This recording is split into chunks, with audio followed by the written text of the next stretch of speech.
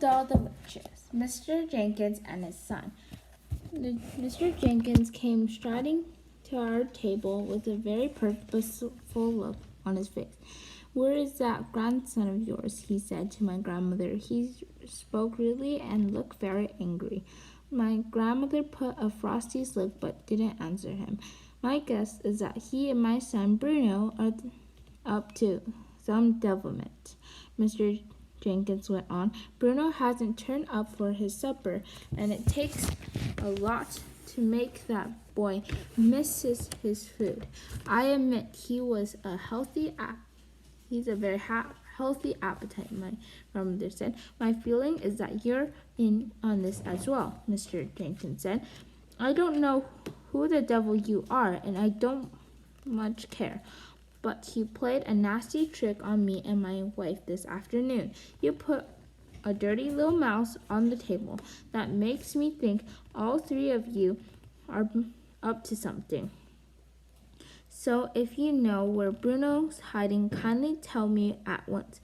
"That was no trick I played on you," my grandmother said. "That mouse I tried to give you was your own little boy, Bruno. I was being kind to you. I was trying to restore him to the bosom of his family. You refused to take him in."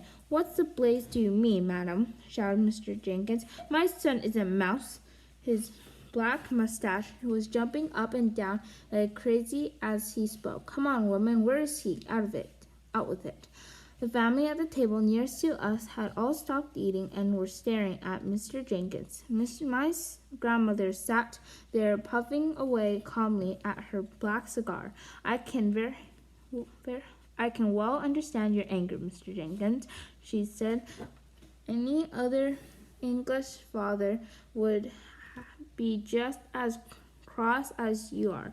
But over in Norway, where I come from, we are quite used to these sort of happenings. We have learned to accept them as part of everyday life." "You must be mad, woman," cried Mr. Jenkins. "Where is Bruno? If you don't tell me at once, I shall summon the police."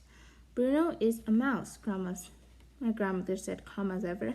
"He most certainly is not a mouse," shouted Mr. Jenkins. "Oh, yes, I am," Bruno said, poking his head out of his handbag. Mr. Jenkins leaped about 3 feet into the air. "Hello, Dad," Bruno said. He had a silly sort of mouse grin on his face. Mr. Jenkins dropped open so wide I could see the golden fillings in his back teeth. "Don't worry, Dad," Bruno went on. "It's not as bad as all that, just so long as the cat doesn't get me." But Bruno," stammered Mr. Jenkins. "No more school," said Bruno, grinning a bored and assigned mouse grin. "No more homework. I shall live in the kitchen cupboard and feast on raisins and honey." But Bruno," stammered Mr. Jenkins again. How did this happen?" The poor man had no wind left in his sails at all. "Witches," my grandmother said. "The witches did it." "I can't have a mouse for a son," shrieked Mr. Jenkins. "You've got one," my grandmother said. "Be nice to him, Mr. Jenkins." "Mrs. Jenkins will go crazy," yelled Mr. Jenkins. "She can't stand the things." "She'll just have to get used to him," my grandmother said. "I hope you don't keep a cat in the house." We do, cried Mr. Jenkins. "Topsy's my wife's favorite creature." "Then you'll just have to get rid of Topsy," my grandmother said. "Your son is more important than your cat." "He certainly is," Bruno shouted from inside the handbag. "You tell Mom she's got to get rid of Topsy before I go home." By now, half of the dining room was watching our little group. Knives and forks and spoons had been put down, and all over the place heads were turning round to stare at Mr. Jenkins as he stood there spluttering and shouting. They couldn't see either Bruno or me, and they were wondering what all the fuss was about. "By the way," my grandmother said, "would you like to know who did this to him?" There was a mischievous little smile on her face, and I could see that she was about to get Mr. Jenkins into trouble. Who? He cried. Who did it? That man over there, my grandmother said. The small one in the black dress at the head of the long table. She's our SPCC, cried Mr. Jenkins. She's a chairwoman. No, she's not, my grandmother said. She's the Grand High Witch of all the world. You mean she did it? That skinny little woman over there, shouted Mr. Jenkins, pointing at her with a long finger. By glad, I'll have my lawyers on to her for this. I'll make her pay through the nose.